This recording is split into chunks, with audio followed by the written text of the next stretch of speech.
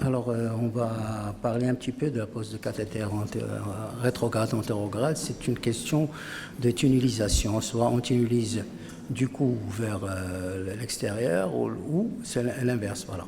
Donc, et puis, en principe, c'est deux systèmes différents. Bon, alors, souvent considérés comme une solution d'attente, les accès veineux longue durée représentent la troisième alternative après la fistule artérielle veineuse native et les pontages prothétiques.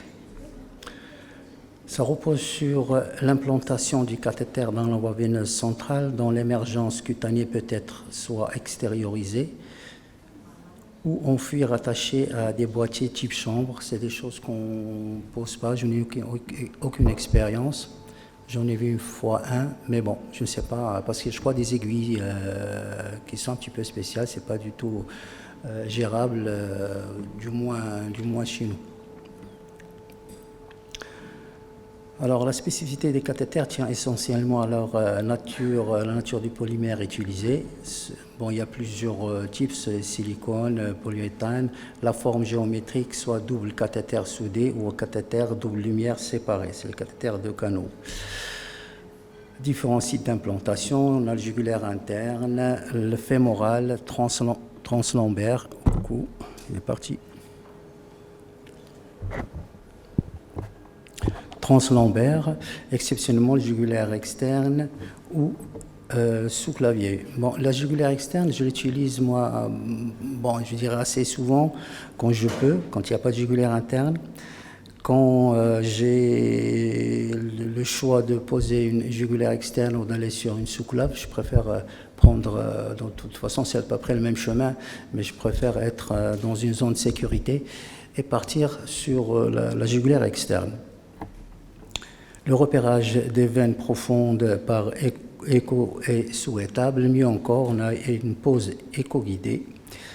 Ça facilite l'insertion du cathéter. Les extrémités distales des cathéters cave thoracique doivent se situer à la jonction de la veine cave supérieure et de l'oreillette droite.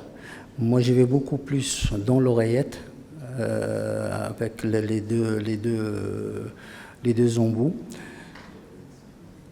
Celle des cathéters fémoraux et abdominaux doit se situer dans la partie centrale abdominale de la veine cave inférieure. Moi, j'y vais, il faut aller le plus loin possible. Donc, parfois, j'utilise des cathéters 54 cm et je vais le plus loin possible.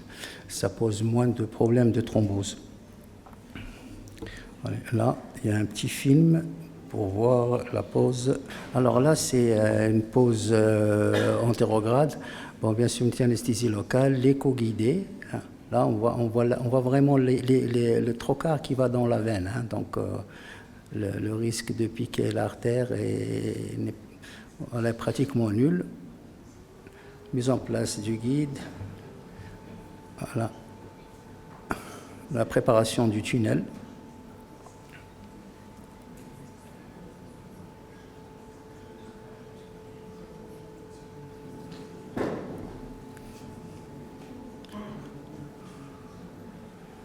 Voilà, il faut préparer les points d'entrée parce qu'après ça peut donner des tractus et qui gênent un petit peu le fonctionnement du cathéter.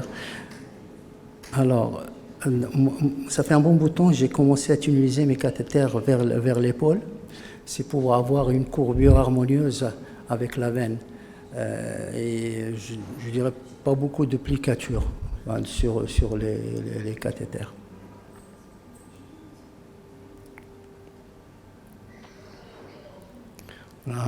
L'introducteur, on enlève la chemise, voilà.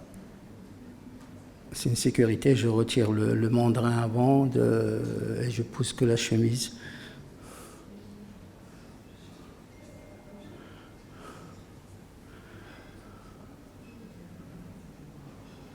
Voilà, positionnement, on emplit, on essaie aux seringues.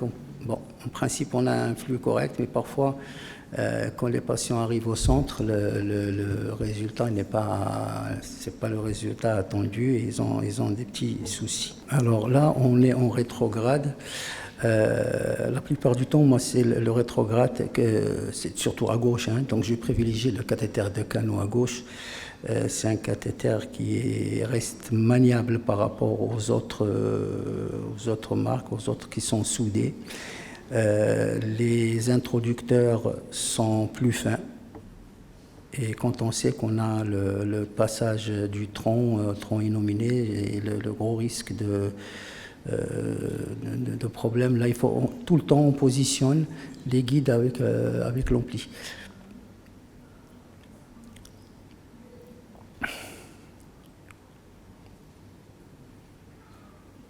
On pose d'abord les branches et puis on tunnelise vers la peau. Le problème de ces cathéters, c'est qu'ils n'ont pas de valve de sécurité sur les chemises.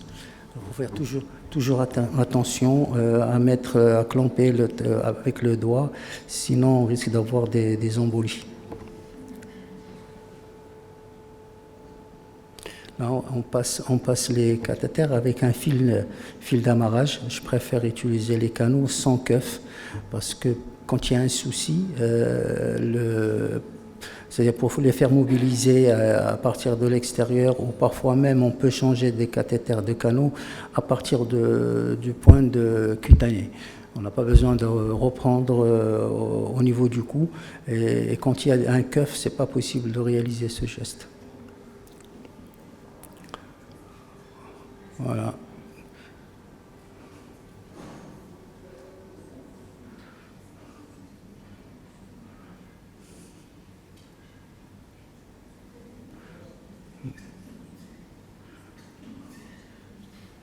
On essaie bien les deux branches on essaie d'avoir une bonne pression. Parfois, je prends une seringue de 50 cc quand j'ai des doutes pour voir vraiment si on a une bonne pression sur les branches.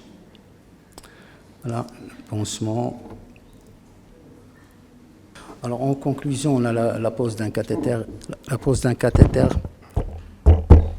reste un geste risqué qui pourrait être dangereux et compromettre le pronostic vital, surtout si on ne respecte pas les règles de sécurité.